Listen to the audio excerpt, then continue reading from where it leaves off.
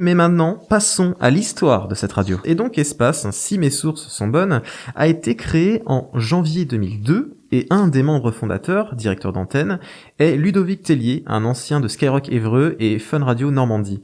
Quelle est l'origine du projet, Cédric ? Alors c'était en 2003, alors il y a une radio qui existait avant, qui s'appelait RVS, qui était sur Rouen, Radio Vallée de Seine. Malheureusement, cette radio s'est éteinte.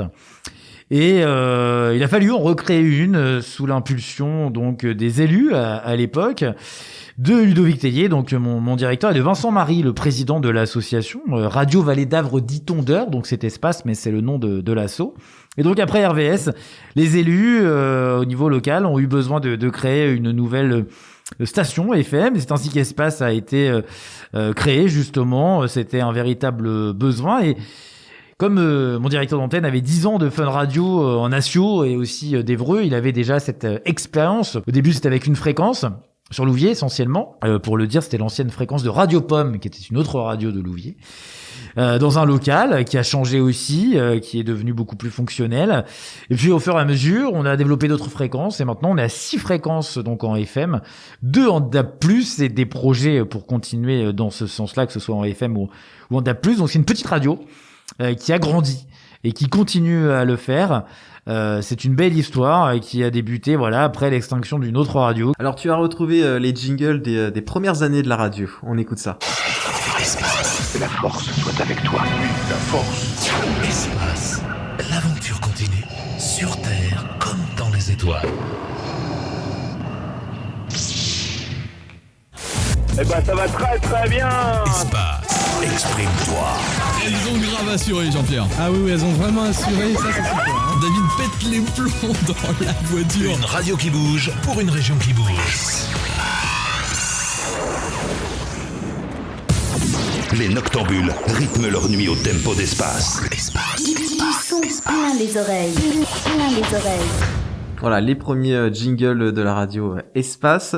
D'ailleurs, justement, on peut lire sur quelques sites internet que la radio a changé de nom, mais en fait, en réalité, c'est juste qu'il y a il y a des confusions. La radio, elle s'est toujours appelée Espace. Il n'y a jamais eu de Espace FM ou de Radio Espace. C'est bien ça. Nous, c'est Espace, c'est-à-dire que l'on est propriétaire de la marque Espace, au sein de l'UNPI, bien sûr.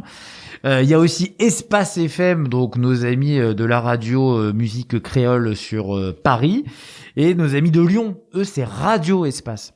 Voilà, donc nous, ça a toujours été Espace, mais il y a des confusions. Cela vient aussi de notre site internet qui, lui, est espace.fm. Voilà, on voulait faire simple, on a fait compliqué, mais de plus en plus, les gens voient bien maintenant la différence déjà géographique avec Radio Espace à Lyon, mais même aussi Espace FM, notamment au niveau de la playlist.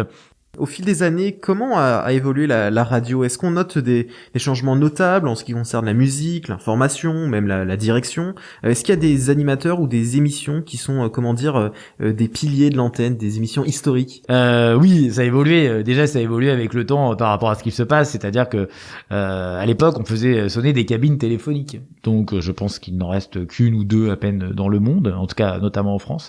Donc ça fonctionnait très très bien.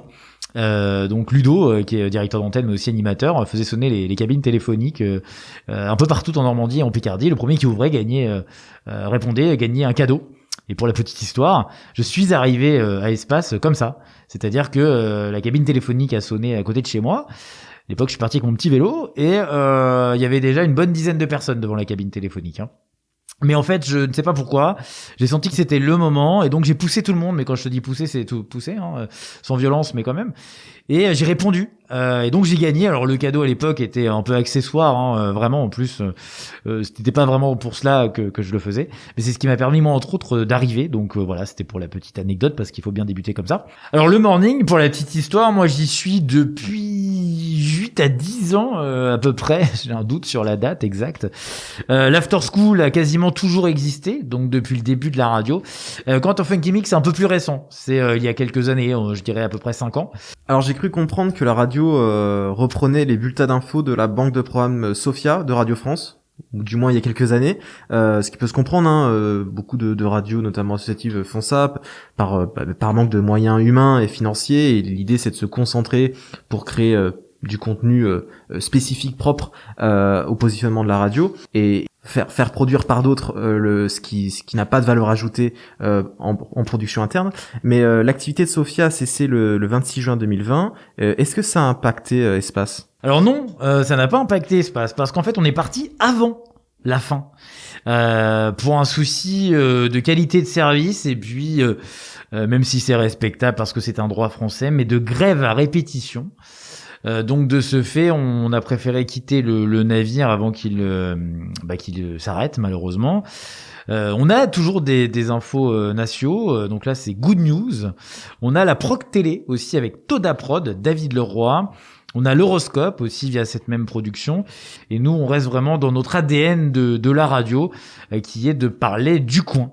D'où le fait de prendre des banques externes qui sont de très grande qualité, et c'est aussi pour cela qu'on les a choisis. Avant de terminer, un dernier extrait à écouter, une archive de 2014 de la matinale que tu animes, un Morning Light. C'est un auditeur qui t'a fait une certaine surprise, on écoute. Alors, on va commencer donc.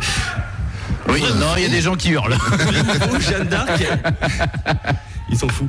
Vrai ou faux, Jeanne d'Arc a été brûlée le premier. Mais t'entends ce qu'il dit ? Oui, non, je ne sais pas ce qu'il dit. Morning Light, c'est pas bref, c'est pas grave. Ah oui.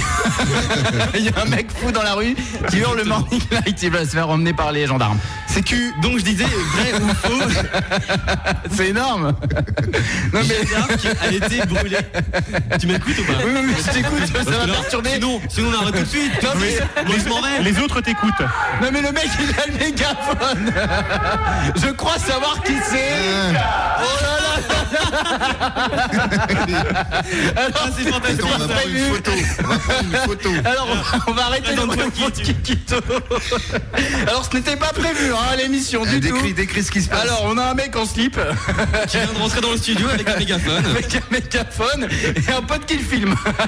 Il s'appelle Karl, vous pouvez l'applaudir s'il vous plaît. Merci. Et moi j'avais même, je t'assure, j'ai mon cœur qui a failli s'arrêter. J'ai cru que c'était un jeune qui faisait une connerie en fait. Bon bah on va faire parler Karl. Hein. Bonjour Karl. Bonjour. Ça va bien ? Ça va et toi ?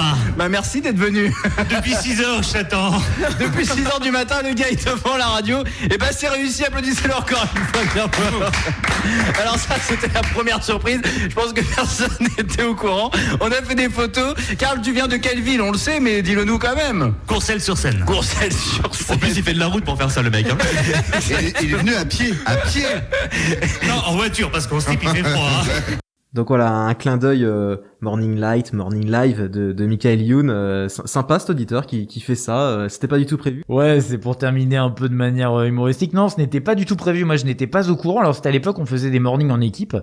Alors c'est vraiment le kiff ultime en radio quand t'as une équipe qui gère comme ça, et j'avais eu la chance pendant, je crois, 2-3 saisons, d'avoir des gens autour qui s'entendaient bien, qui rigolaient bien. On était dans une bonne période, on était tous à la vingtaine, on va dire. Donc on était à l'école, mais bon voilà, on s'amusait bien en radio, on avait du temps. Et voilà, il y a eu ce jour-là où, pour tout te dire, j'ai eu peur, mais c'était au bout du compte un super bon moment de radio, et c'est le kiff ultime, voilà. Des ondes Vocast.